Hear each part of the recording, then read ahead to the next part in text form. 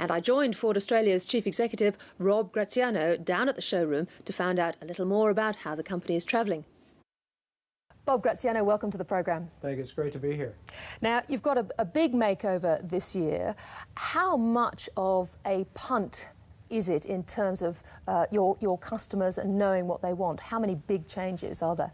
Well, by February of next year, 85% of the showroom and the Ford dealership will be all new or significantly updated.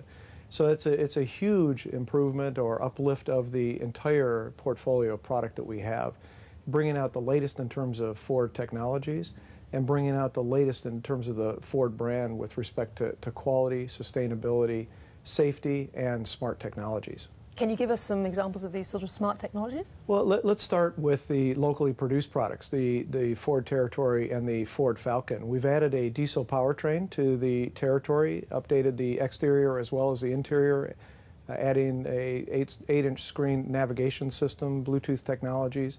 So absolutely a stunning upgrade to that product. In the first 3 months of sales, been #1 in the medium SUV segment, so we've been very pleased with the early reception on the Territory. We're just about ready to go to launch with the Eco LPI, which is our return to the LPG market with the Falcon, and that's a very important part of the segment for us. That particular vehicle, and it's a technology that was developed here in Australia, will allow a large car owner, the Ford Falcon Eco LPI, to operate that vehicle at about the same cost as a Ford Fiesta, which is our smallest vehicle in the range.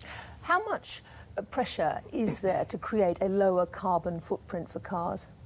Well, it's something that we've, as part of our brand strategy, again, that's trying to be best in class with respect to sustainability. Where does the pressure come from? Does it come from the consumer, or does it come from government? Or it really comes from the consumer as well as from the Ford Motor Company, because as part of our Better World strategy, we want to be good corporate citizens around the world. So we bring these new technologies out to continue to drive down the amount of CO2 coming out of our vehicles. But at the end of the day, what it ultimately translates into is a real world saving for our consumer at the pump.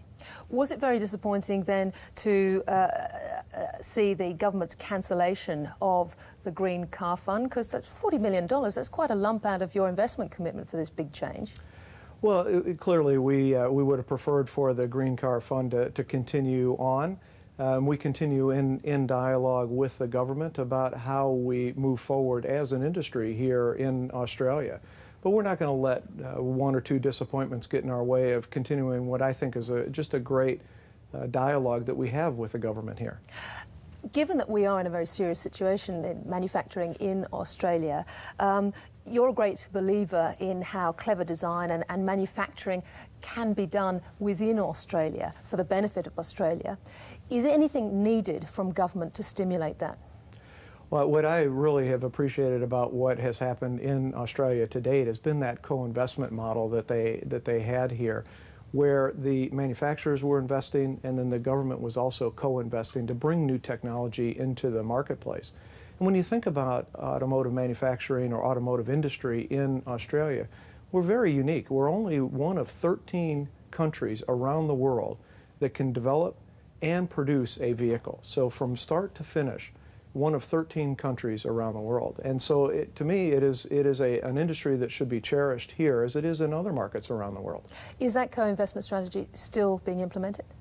It's one that we continue to talk to the government about in terms of bringing the technologies here that we think that the customers are going to want, that are in line with where the government wants to go with respect to their various policies.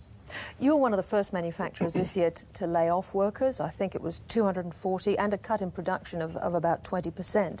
Do you see any further cuts being required as a result of how tight manufacturing is at the moment?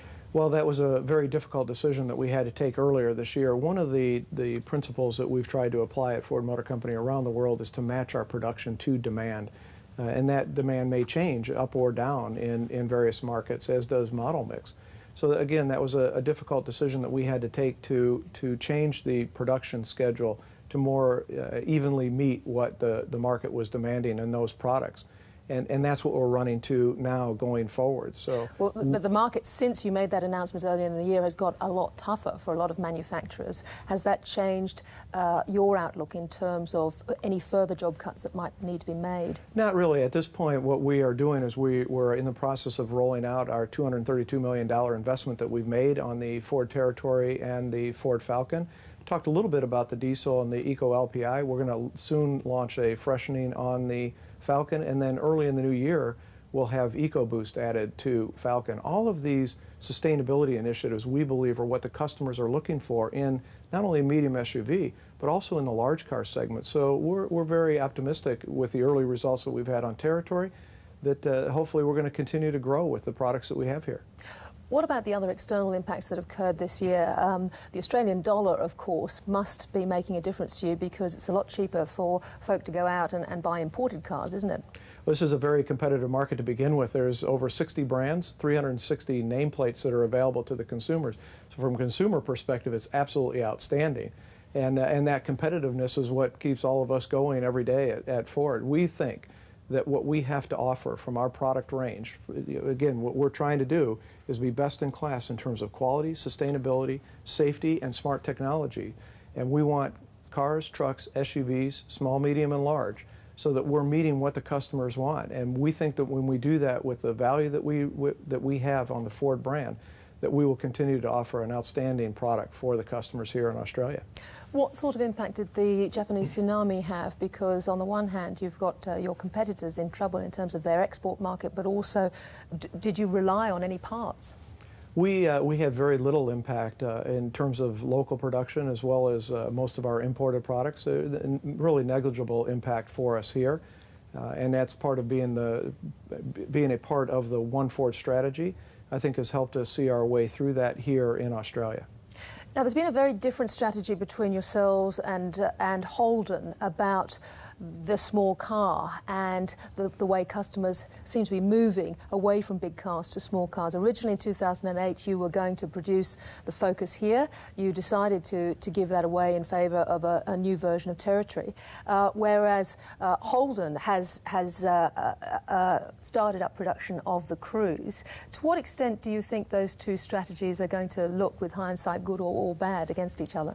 Well, we have access to global products from around the world as part of the One Ford strategy, and we have the new Focus, which is on sale now, and we haven't quite had a full month of sale under our belt, but very, very positive early returns on that vehicle, and I think it represents a tremendous value for the Australian consumer when you look at the latest in terms of technology that's there, with the upgrades in terms of the powertrains that we've added, both diesel and petrol.